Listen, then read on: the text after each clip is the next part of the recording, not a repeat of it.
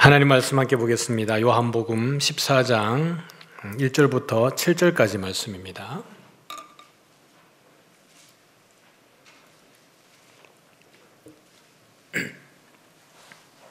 요한복음 14장 1절부터 7절까지 말씀을 교독하겠습니다. 제가 먼저 읽겠습니다. 너희는 마음에 근심하지 말라. 하나님을 믿으니 또 나를 믿으라.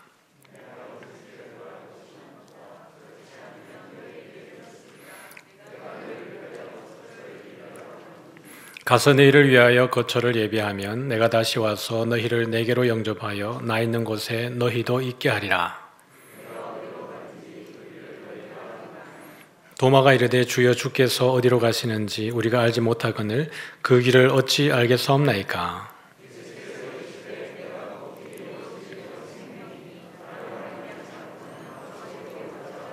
같이 읽습니다. 너희가 나를 알았더라면 내 아버지도 알았으리로다. 이제부터는 너희가 그를 알았고 또 보았느니라. 아멘. 네, 오늘 예배 또 말씀 후에는 가장 임명식이 있기 때문에 말씀을 조금 짧게 전하도록 하겠습니다. 오늘 말씀은 길을 찾는 이에게라는 제목으로 말씀을 나누기를 원합니다. 현대 시대에는 많은 사람들이 어떻게 보면 길을 잃고 살아가는지도 모르겠습니다. 특별히 청년의 세대는 더더욱이나 그러하죠.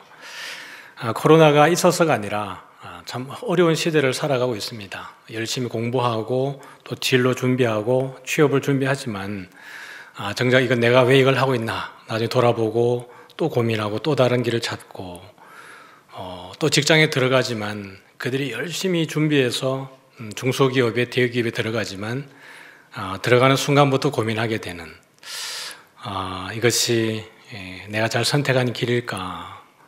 남들 보면 부러워하지만 들어가는 순간부터 이직과 또 사직에 대한 고민을 하게 되는 이 세대를 살아가고 있는 가운데 있습니다.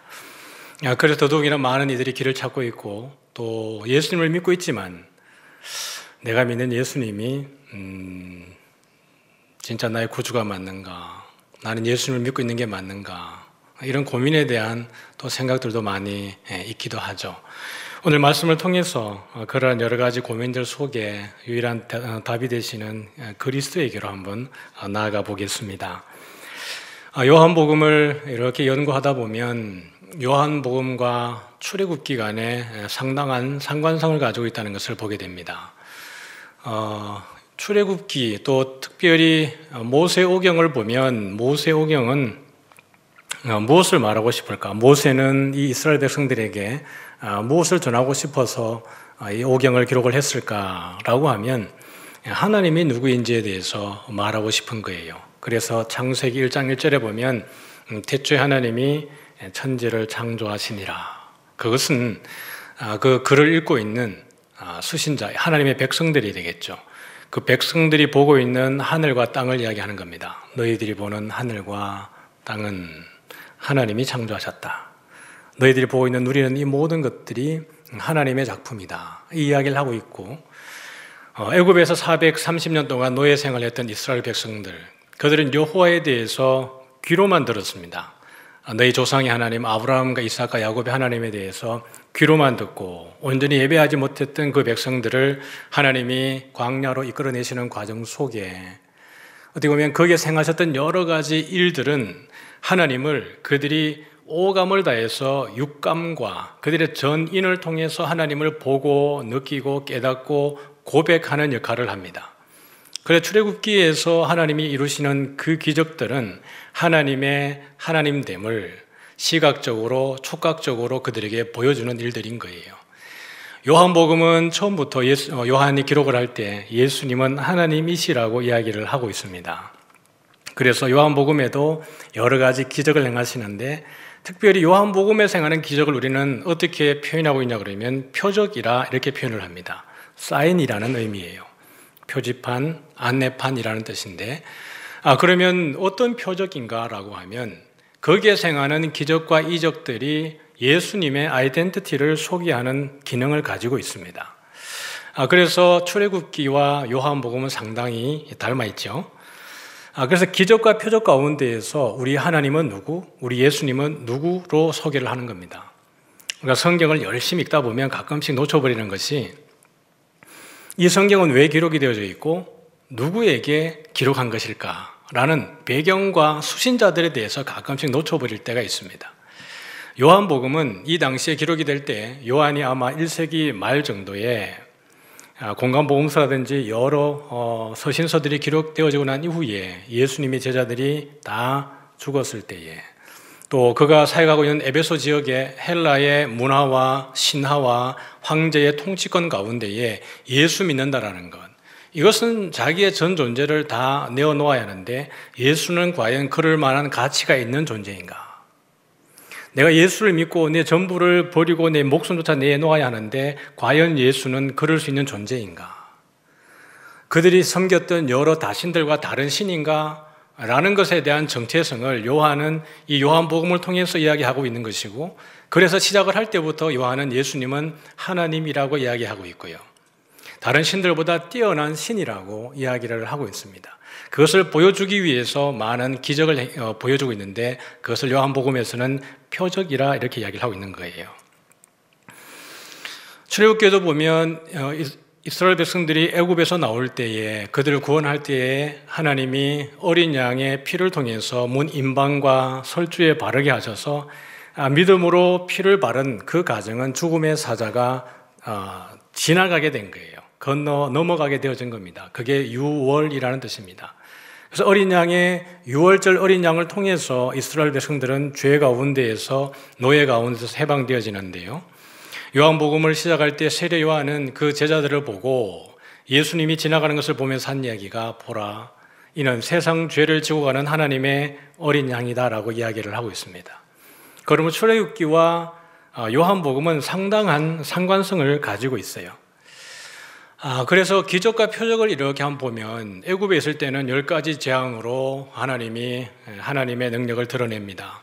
바로가 강팍해서 그 백성들을 붙들면 붙들수록 그들은 더 많은 하나님의 능력들을 보아야 되는 거예요. 그 신들보다 더 높은 신들, 어떻게 보면 그들이 체감할 수 없었던 애굽의 신들과는 다르게 인격을 가지고 있고 그 백성들을 위해서 구체적으로 역사하시는 하나님 여호와를 애굽 백성들뿐만 아니라 이스라엘 백성들이 목격하게 되어지는 거죠. 광야에서 또 다음에 요한복음에서도 10가지 표적을 통해서 예수님을 드러냅니다. 요단강을 홍해를 건널 때에 그들은 비로소 욥이 고백했던 것처럼 귀로만 들었던 하나님을 그들의 눈으로 보는 겁니다. 그들의 발로 밟고요, 그들의 피부로 그 온도를 느끼는 겁니다. 광야를 걸어갈 때에 그 메마른 광야, 죽을 것만 같고 도무지 살 수 없다라고 생각하는 그 광야를 지나가는데 하나님의 말씀을 따라가면 살게 되는 자신들을 보게 됩니다. 애굽에서 그 나일 강가에서 종으로 살아가면서 그들이 먹고 싶었던 것들을 바라보고 목격할 수 있었던 상황이 아니라 물도 없고 초목도 없고 초록도 없는, 전혀 죽음밖에 없는 것 같은 그 광야 가운데에서 그들이 하나님의 말씀을 들었더니, 여호와라고 하는 그분의 말씀을 들었더니 생존하게 되는 자기들을 보게 되는 거예요. 그러므로 인해서 하나님이라는 분이 이런 분이구나, 여호와가 이런 분이라는 것을 그들이 체감하게 되어지는 겁니다. 그래서 기적과 표적은 서로의 아이덴티티, 이분이 누구냐를 보여주는 거예요. 출애굽기에서의 기적은 우리 여호와 하나님이 어떤 분인가를 아주 디테일하게 그들의 입으로 고백해 만들어주는 것이고요, 요한복음의 표적은 우리 예수님이 유일한 하나님이다, 성부 하나님과 동일한 우리 삼위일체 하나님인 것을 보여주고 있습니다. 또 한 가지는 나는 뭐뭇이다 라는 표현이 출애굽기와 요한복음에 등장을 해요. 같이 한번 읽어보죠. 빨간 글자부터 시작. 나는 스스로 있는 자이니라. 또 이르시되 너는 이스라엘 자손에게 이같이 이르기를 스스로 있는 자가 나를 너희에게 보내셨다 하라. 우리가 잘 알고 있는 구절이죠. 히브리어 본문을 하면 에흐예 아셰르 에흐예 이렇게 되어 있습니다. 화살표는 읽는 방향이에요. 이것을 헬라어로 바꾸는 70인역을 보면 에고 에이미 호온이라고 이야기하고 있습니다. 그 말은 있어 온 자다라는 뜻이에요. 전에도 있었고 지금도 있고 장차 있을 이라는 뜻입니다. 그러므로 여호와는 누구입니까? 모세가 하나님이 보내서 애굽 땅에 가서 내 백성을 데리고 오라 그랬을 때에 하나님이 나를 보냈다고 해서 내가 가지만 내가 그들에게 당신을 어떻게 이야기하고 소개해야 합니까? 누구라고 이야기를 해야 합니까? 라고 이야기할 때 하나님이 나는 스스로 있는 자다.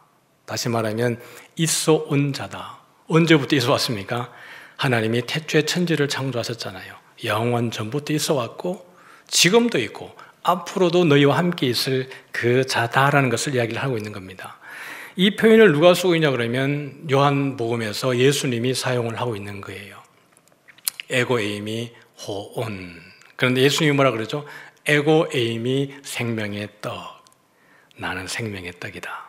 이 에고 에이미는 여호와께서, 야훼께서 자기를 표현하실 때, 자기의 속성을 표현하실 때 썼던 표현인데 이걸 누가 쓰고 있냐 그러면 예수님이 쓰고 계시는 거예요. 그래서 요한복음에서는 예수님의 자기 정체성을 이건 에고 에임이라는 표현으로 쓰고 있습니다. 생명의 떡이다. 내가 세상의 빛이다. 양의 문이고 선한 목자고 부활과 생명이고 길과 진리와 생명이 되고 참 포도나무다라고 이야기를 하고 있는 거예요. 이를 통해서 예수님과 성부가 동일한 속성을 가지고 있다는 것을 예수님은 스스로 그 가운데에서 표현하고 있습니다.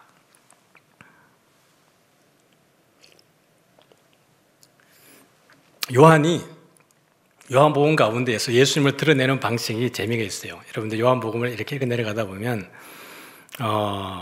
요한이 예수님의 이야기를 쭉 풀어가는데 예수님은 지속적으로 누구를 같이 이렇게 데리고 가냐 그러면 아버지를 항상 이렇게 결부시켜서 이야기를 합니다. 나는 아버지로부터 보냄을 받았다. 나를 보낸 자가 아버지다. 나는 내 임의로 말하지 않고 내 자의로 말하지 않고 아버지께서 말하게 하시는 것을 내가 너희들에게 이야기한다.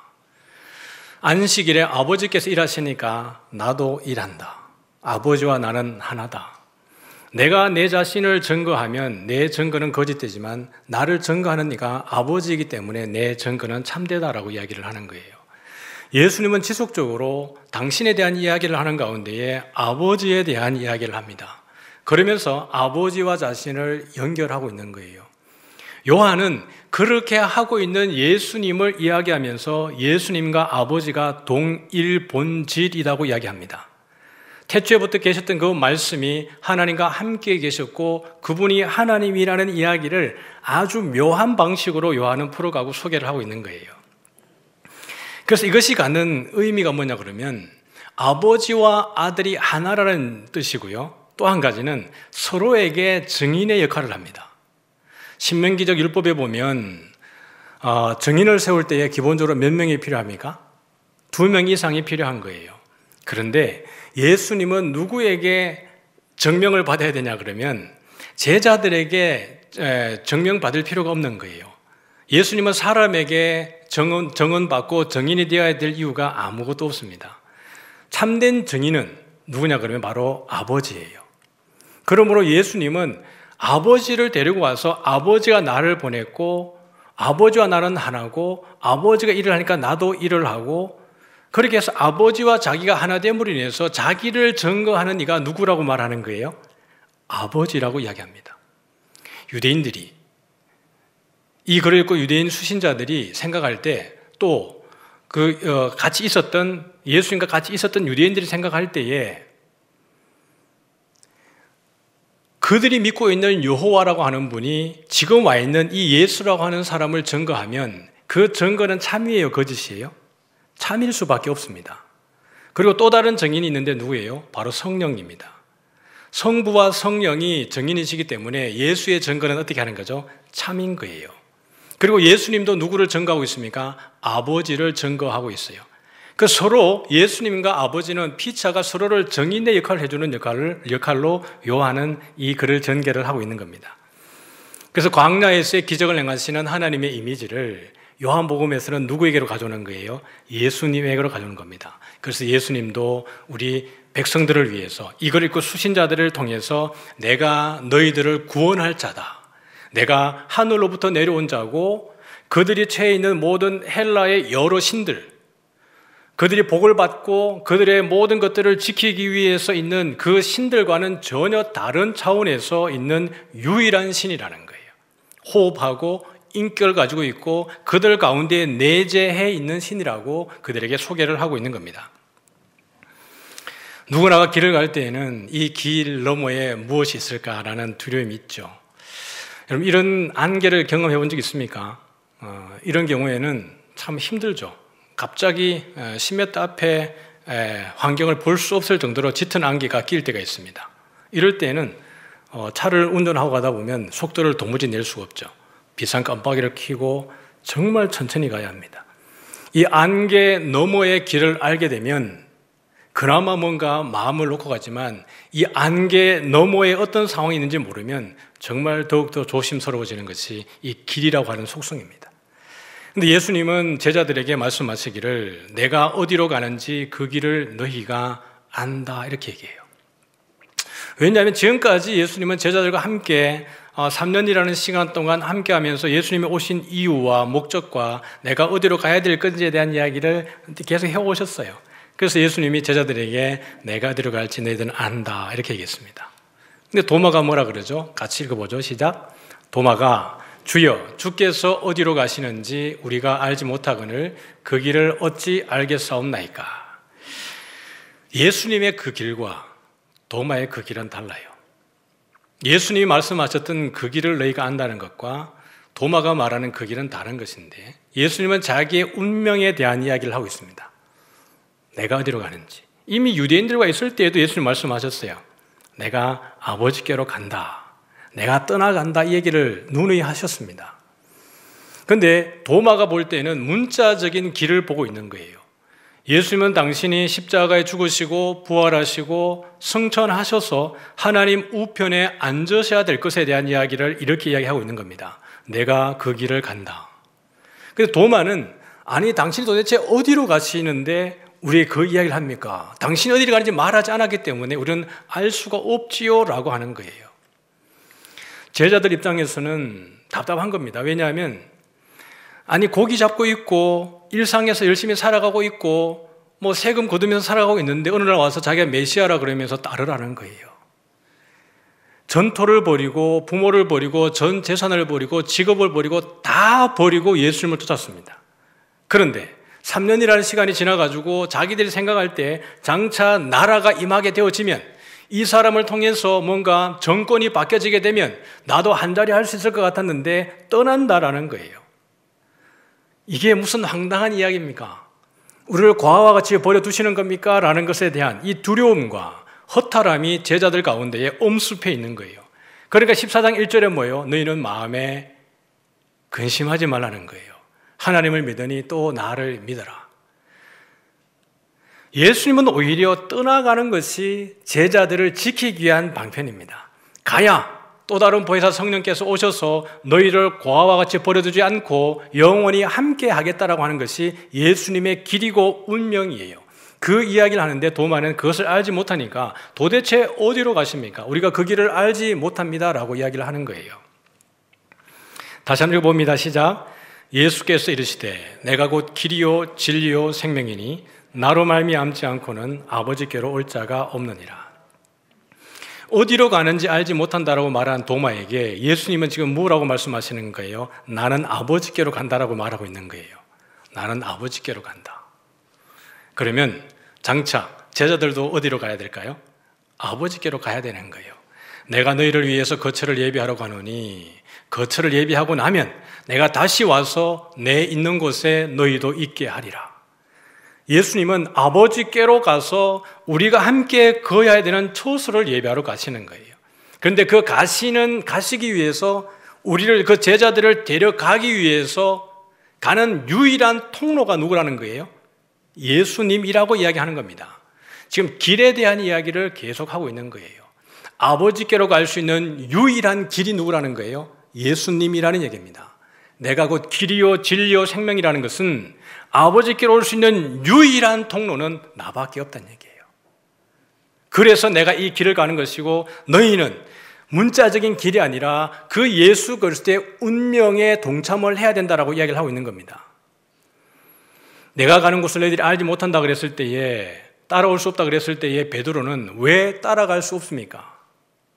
내가 죽음을 내어놓고서라도 주님을 따르겠습니다라고 이야기했을 때 예수님이 뭐라 그러셨습니까? 지금은 안 된다. 그러나 이후에는 내가 따라오리라 라고 이야기를 하시는 거예요. 몇 주 전에 설교였죠. 그러면 왜 예수님이 그때는 안 되는데 나중에는 따라올 수 있다고 이야기했습니까? 예수님의 죽으심에 베드로가 절대로 동참할 수 없는 이유는, 제자들이 동참할 수 없는 이유는 예수님의 죽음은 대속의 죽음이기 때문에 그렇습니다. 인류의 죄를 대속하고 하나님의 백성들을 이끌어내기 위해서 출애굽시키듯이 이 세상의 어둠으로부터 이끌어내시기 위한 대속의 구원의 죽음이에요. 그러므로 베드로는 그 구원의 죽음에 절대로 참여할 수 없습니다.